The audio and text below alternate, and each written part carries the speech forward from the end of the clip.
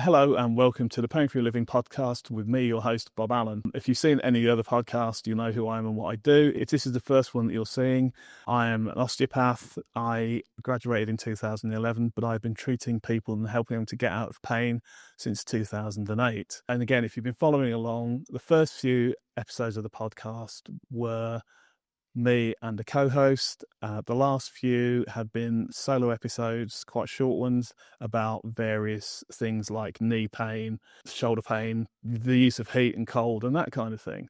The reason they've been solo episodes is because my original co-host unfortunately had to leave the podcast because she is a business coach and she was getting so busy with her business that unfortunately something had to give, and even more unfortunately it was the podcast.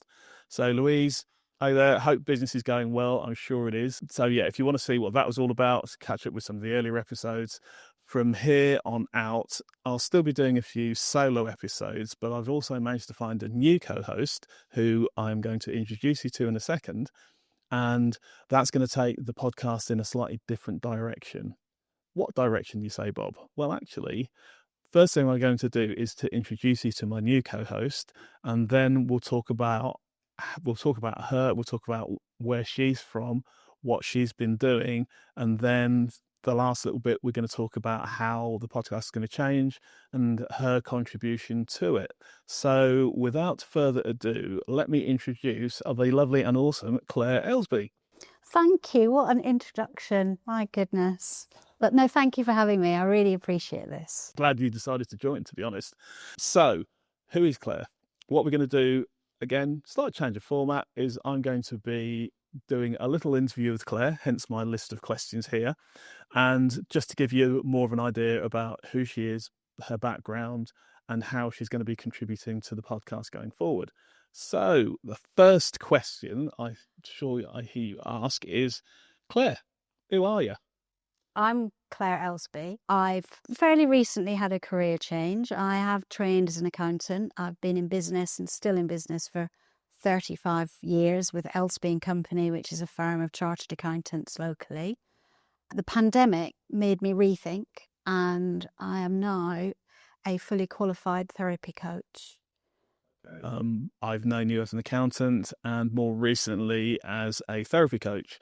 So what I think would be really useful to our listeners and our viewers is to just give them a bit more background about you and why you became an accountant, and then we can leap forward a little bit to work out why you have moved into therapy coaching. So Clare, why do you become an accountant? Well, it wasn't something I woke up one day and really wanted to be. I sort of fell into it. I've been born and brought up in Belfast in Northern Ireland and during the Troubles. And so I was quite desperate to get away. And I was lucky enough to get to Aston Uni, and I studied accountancy as part of my degree. And that then led me I was very fortunate to get a placement, as my degree was a sandwich degree with Grant Thornton. And that brought me to Northampton. Yeah. And then again, fortune favoured me because after I finished my degree, Grant Thornton offered me a proper job. So that's when I started with them. And I worked with them for 8 years in their small business department and then also in their tax department. So I got a really good grounding in all things, what it's like to be in business. And then from there, I believe you run your own business. You ran your own company. Well, yes. Again, that wasn't planned, as quite often things in life aren't planned. But I had an opportunity to set up on my own, and I left Grant Thornton. My leaving present was a typewriter. Which shows how long ago it was. Exactly. Yeah. In those days, there wasn't broadband. I don't even think I had a mobile phone. I don't even think Word was a thing. So word processing. No. And I had to get clients. I had to go literally around and knock on doors. I picked up some really nice clients that I work with locally in Kingsthorpe. So I set up from a back bedroom in Kingsthorpe in Northampton. And then my husband at the time, he was training to be a chartered accountant, and he took the opportunity to join me. Okay. And just a little aside, for those of you who are global and have absolutely no idea where Northampton is, that's Northampton Town UK. And yes, sorry, Claire, carry on. No, that's fine. Put it on the map, Bob. We started then, so that must be 35 years ago, I think. We're still running the business. It's based in Northamptonshire, and it's a firm of chartered accountants. So good to know. Right, so that's the background. That's the background. And let's talk now about becoming a therapy coach. What led you down that path to becoming a therapy coach? I think in hindsight, it was the pandemic. Those years, and I was blessed actually at the time because I was able to work remotely. I know a lot of people weren't, and it was a very different situation for a lot of people. But I think that was a time for some of us where we got to reevaluate what we were doing. And I also realised that with remote working and trying to manage a team, to be able to do that effectively, I needed to be able to communicate better. And I was very interested in how to do that. And I got very interested in psychology and what makes people tick. And I had the opportunity to do a Foundations of Counselling course during the pandemic. And I'd also done some mental health training as part of my HR role. So those three things all together have sort of conspired to push me on this road, on this path to become qualified. So excellent. I mean, one of the things that I was ignorant about is the different types of coach, the different types of therapy coach. Because initially I called Claire a psychotherapist and she corrected me, sound slapped both wrists, and told me that she's not a psychotherapist, she's a therapy coach. Now, what's the difference? Okay, all right. And I know you have this in your own field as well. Exactly. I do. So, but the easiest way I can explain this, I think, is if we can think of a horizontal line and we think of -10 at one end and +10 way at the other end, going through 0 in the middle. And for an individual where they have either a condition or something that's a clinical need, where there's either medication or it requires going to see a GP, generally that will be in the area of -10 to 0. And they will be then recommended to go and see either a counsellor, a psychiatrist, or a psychotherapist. Okay. So those are all the clinical areas of therapy. Yep. And generally people, they will cover things like clinical disorders, but equally it will cover things like eating disorders. It might be grief, it might be trauma. It's all those areas where there is clinical support and help that's needed. And when you say clinical support, is that in terms of medication or psychiatry? Exactly that. Okay. Yes, exactly that. So then we've still got the 0 to the +10 to think about. So coaching per se is generally business coaching, life coaching, that kind of area.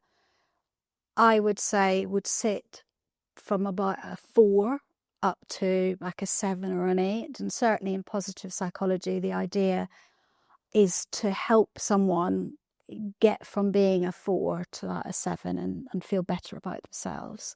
And it could even be career coaching, or there might be big decisions people have to make. But the assumption all along is that actually the individual is in a good place in terms of their mental well-being. So they've got a good starting point. They're starting at a 4. Yeah. The area that I work in really is that 0 to 4. Okay. It's those people where they feel there is something lacking, but they're not quite sure where to go, how to get support, how to get help. Yeah. One of my clients, and I think this analogy has stuck with me, he called it walking around in his own private bag of fog. So in other words, he couldn't see how to get out of it. Yeah. But yet he didn't think that he needed to go and see a GP. Yeah. And he didn't feel that he needed to go and see a counsellor. He hadn't got anything that he needed going back to childhood to discuss or anything. He just felt he wasn't at his best. Yeah. But he didn't know where to go. He didn't know where to go. Yeah. So what I can do is I can either act as a signpost. So in that first discussion that I have with clients is I can generally pick up whether I think actually you'd be better suited to see a clinician. Yeah. So and I have a whole network of psychiatrists, psychotherapists and counsellors that I can recommend people to. Yeah. Or if it's something that I think I can help somebody with, then we'll work together. But the idea really is to give someone their own toolbox. Yeah. So that they can go away and not need me anymore. Yeah. And I think that sums up what you do very well. And it's one of those things that people who need support at the moment, exactly as you say, they don't know where to go. And sometimes they're not even aware that that support and help is available. So it's a vital role. And I think more people should know that it actually exists. One of the reasons I was quite keen to have Clare on the podcast is because a lot of what we've covered in the past has been very much about looking at muscle and joint problems. Equally, there is always a mental health aspect to these things.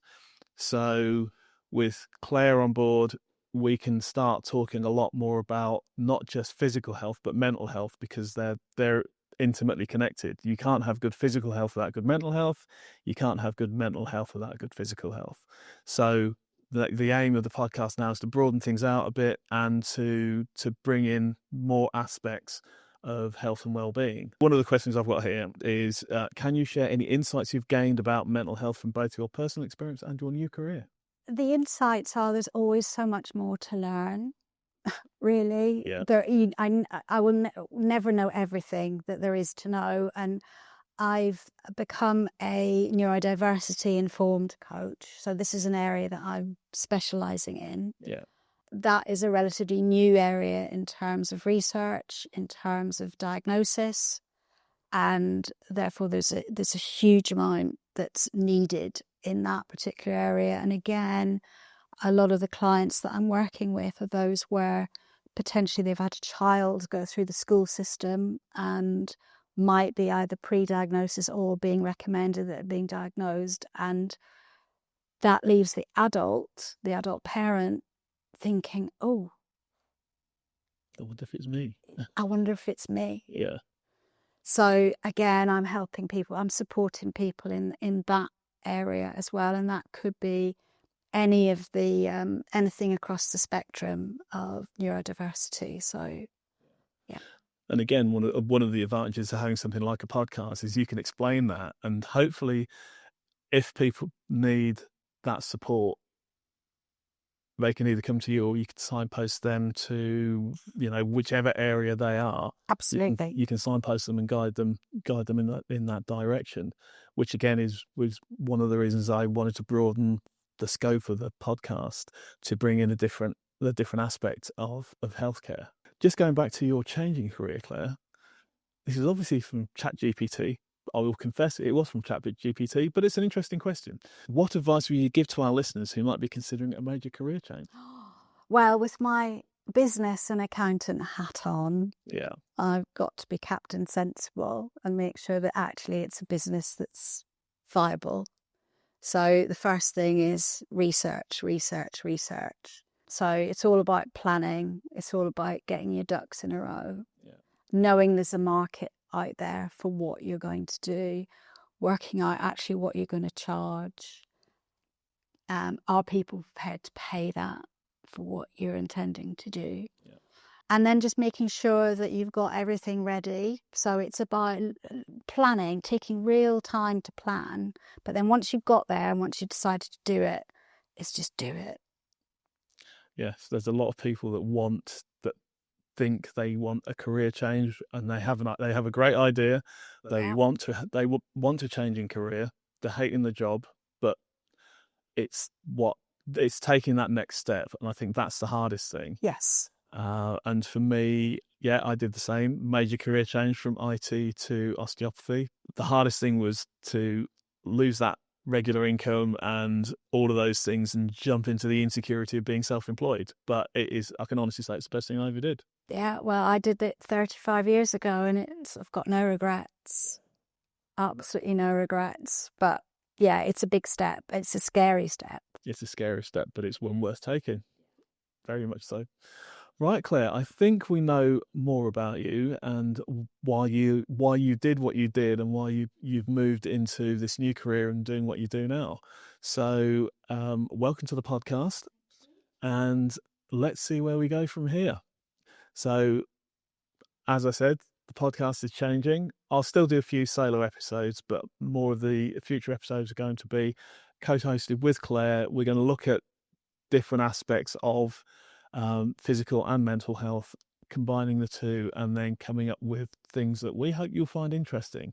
So hopefully you enjoyed the episode. Hopefully you're going to carry on following the episode, looking at some of the new ones we've got coming up. The next one's all about ergonomics and posture. That's going to be a good one. And if you like the podcast, tell your friends, subscribe, all those things that I normally tell you to do at the end of a podcast. Please go out and do those, and I'll see you at the next one. And that's from me and Claire. It's a wrap. Is that what we say? I think so. I don't know. I have no idea.